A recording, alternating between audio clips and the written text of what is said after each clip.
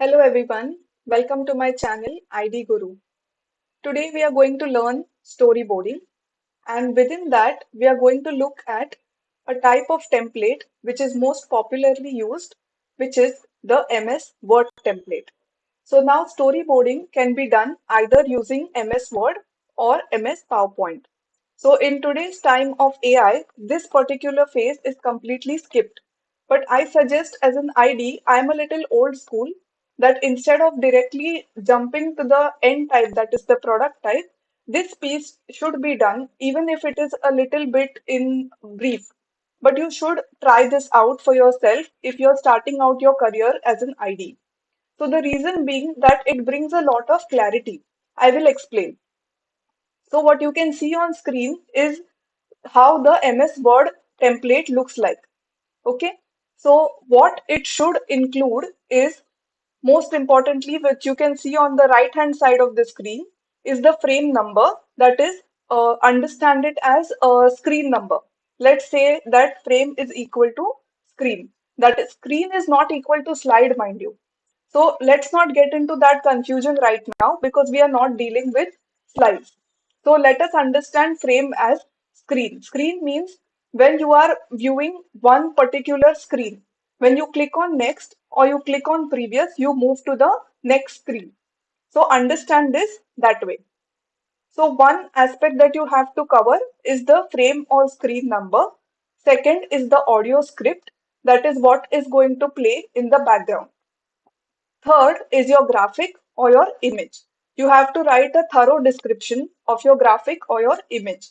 And fourth is the animation. That is, if you need any type of animation on screen, then you're supposed to explain that in thorough detail here. If you have a reference point to this, that is a YouTube video or any other video on the web or anything else that you have in mind, you're supposed to write this down here. Now, some things that you're supposed to remember while doing this is what you can see on the left hand side of the screen. That is the notes to the SME. The SME is the subject matter expert. We have discussed this in thorough details in the earlier videos. So if you do not recollect these terms, that is ID, SME, who are these, please go back and view those videos. If you cannot recollect or you're having trouble, then just put it in the comments and I will help you locate those videos. So notes to the SME is slightly important because they are the people who are technically sound. That is for any type of content which comes to you. That is here what you can see on screen is something to do with plastics. Now you may not be the complete expert in this area, but you need not be also. Remember that ID people are subject neutral. That is anything under the sun can come on their plate. So, notes to the SME is something that you have to write for the subject matter expert. That is, if you want them to look at any particular point that you are writing. Suppose, let's take an example. If you have chosen any type of image or you have put a reference point to a video, it may not be technically right. In that case, you put a note to the SME. That is, you give a thorough explanation. That is, I want you to see this and put your feedback for it, whatever it is. You have to simply write that down there. So, notes here, what you can see on screen, do not take this literally. I have just put pointers. Here, you can write anything that you want the subject matter expert to look at. Also, you need to provide inputs or sign offs on the sections below. That is the structure and flow of the frame. What it means is that when you're writing frames or screens one after the other, that is first screen, second screen, third screen, then whoever is reviewing your storyboard, that is whoever is your ID lead or your project lead, whoever it is that is viewing this, they should be looking at these things. That is the structure and flow of the frames. Another thing that you're supposed to look at, that is the lead ID, is supposed to look at this while reviewing, or the ID, whoever is writing this, is also supposed to keep this in mind. That is the graphics part of it. That is the images or the graphics. They are supposed to tally with each frame and the audio which is playing.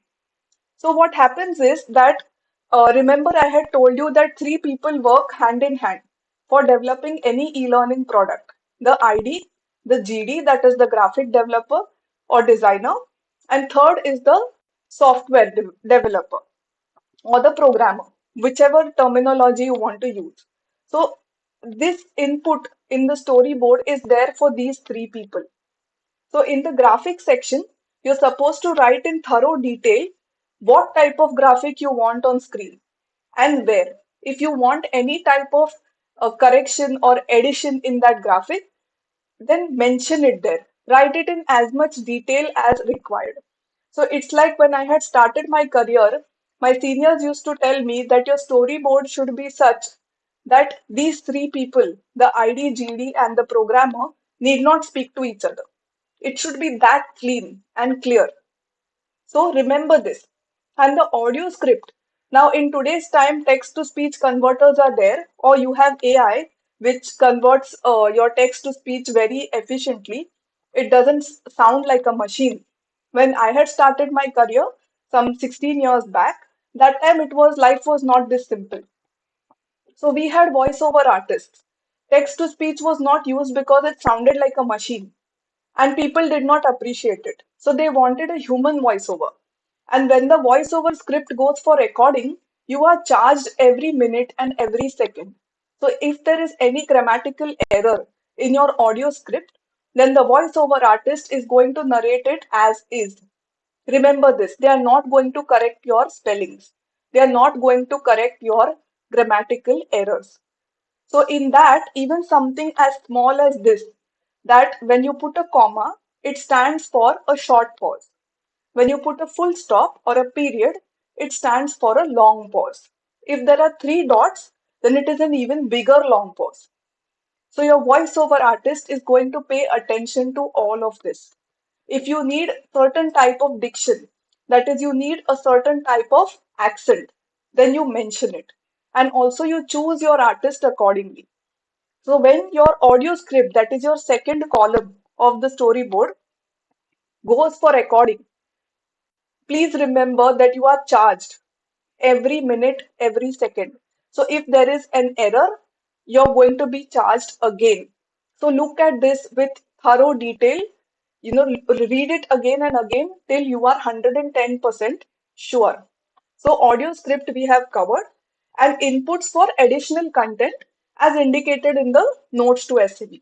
So if there is something that you want the SME to know, that is, for example, let's take the fourth bullet point. That is, the video will have an illustrative style for images. Now, what is illustrative style? Just Google the word illustrations on Google. You will see the difference in images or graphics. I will take another video which covers different types of graphics so that this will become slightly easy. Now, I gave this as an example because it tells the SME what this is going to look like on screen. So technically, if it is inaccurate in whatever way, they are supposed to point it out at this stage only, at storyboarding stage. Because right now, the GDs and the programmers are not involved. Once the storyboard is signed off, that is the SME has okayed it and your ID lead has okayed it, then there will be no corrections to this. Clear? So after that is done, it goes for the GD's work, that is all the images are made. And once images are ready, the storyboard and the graphics together go to the programmer. And the programmer will create the end product. So in today's time, you just write a prompt and all of this is done within seconds.